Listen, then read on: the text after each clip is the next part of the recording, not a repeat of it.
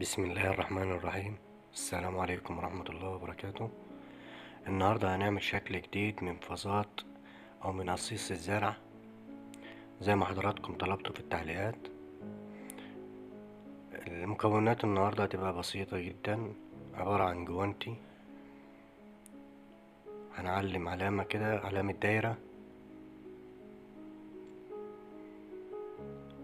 دايرة صغيرة مش كبيرة.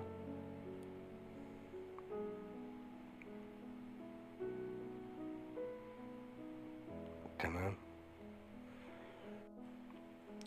هنفرغها ونثبت فيها كوباية بنفس الشكل كده.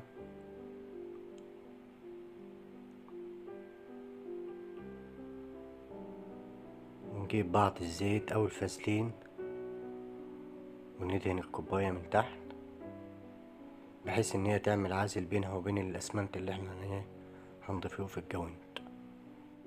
هندخل الكوباية في الجوانت حوالي 3 سنتي. مهم جدا الزيت او الفازلين عشان بعد كده ما تتعبناش واحنا بنشيلوها من الجوانت. كده الجوانت بقى جاهز.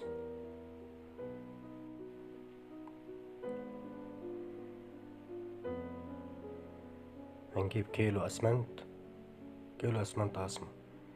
هو تقريبا الجوانت بياخد كيلو، من كيلو لكيلو الا ربع. ونبدأ نعمله عجينة سايلة.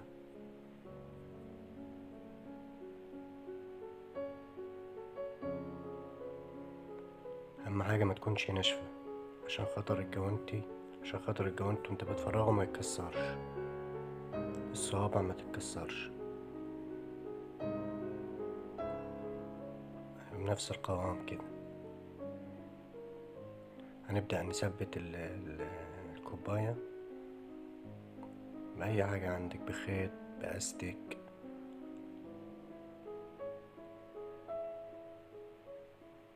المهم تكون ثابتة كويس عشان خاطر الأسمنت ما يطلعش من الجناب.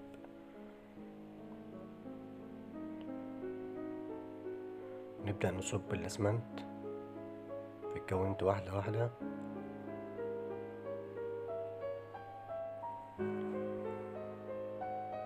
اعذرونا بقى التصوير مش كويس، ولكن المهم الفكرة تكون واضحة ليكم.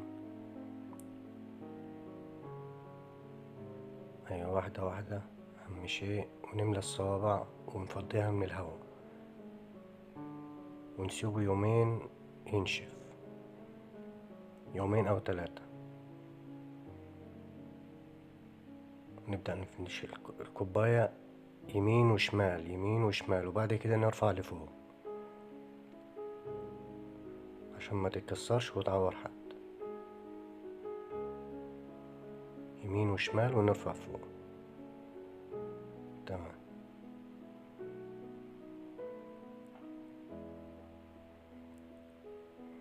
نبدأ نفرغ الجوانتي واحدة واحدة. الجوانتي ممكن لو انت مش محتاجه بعد كده ممكن تقطعه بقطر او بسكينة، لكن لو انت هتحتاجه بعد كده فرغه واحدة واحدة عشان تشتغل بيه تاني مرة واتنين وتلاتة.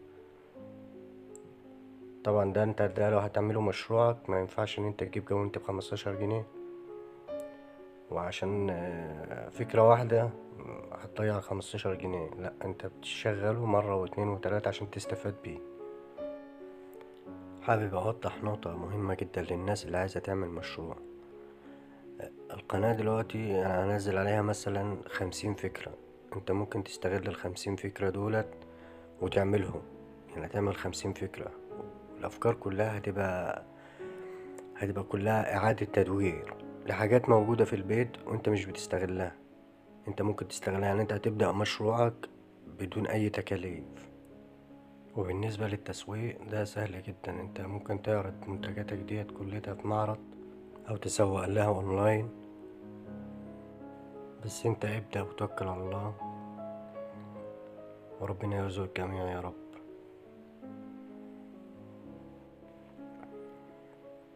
كده تمام زي ما انتوا شايفين كده، فرغنا الجوانت منه وطلع سليم 100%. هنبدأ بعد كده مرحلة نديله اللون اللي احنا محتاجينه. انت براحتك بقى، عايز تديله بوية عادية سبراي، بس انا بفضل البوية، لان البوية بيبقى لونها كويس، والسبراي بيجي عليه فترة وبعد كده بيطوس يعني لونه بيروح.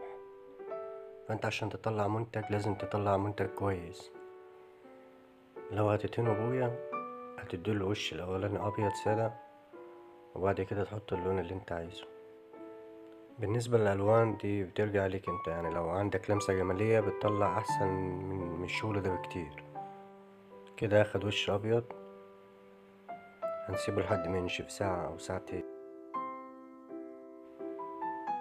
كده نشف معانا وجاهز للوش التاني. وانت براحتك، يعني ممكن تعملها وش اتنين بتلاتة اللي انت عايزه، بس انا بفضل اديله وش بطانة الاول، اللون اللي هو السادة الفاتح، وبعد كده احط اللون اللي انا عايزه.